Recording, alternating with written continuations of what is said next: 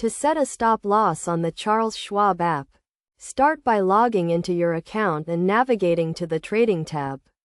From there, select the specific stock or security you want to set a stop loss for. Once you have selected the security, click on the Trade button to open the order entry screen. On this screen, you will see several options including market order, limit order, and stop order. Select the stop order option, as this is the type of order that will allow you to set a stop loss. After selecting the stop order option, you will need to enter the details of the order, including the number of shares you want to sell and the price at which you want to set the stop loss. The stop price is the price at which the stop loss order will be triggered.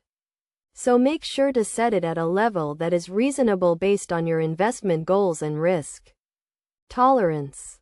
For example, if you own 100 shares of stock and you want to set a stop loss at 10% below the current market price, you would enter a stop price that is 10% below the current price.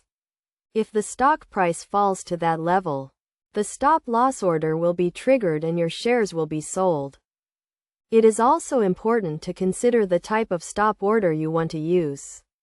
A stop limit order will allow you to specify a limit price at which to sell your shares, while a stop market order will sell your shares at the next available market price. In addition to setting a stop loss, you should also consider setting a take profit order, which will allow you to lock in gains if the stock price reaches a certain level.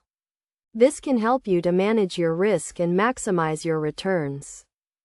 Overall, setting a stop loss on the Charles Schwab app is a straightforward process that can help you to manage your risk and protect your investments.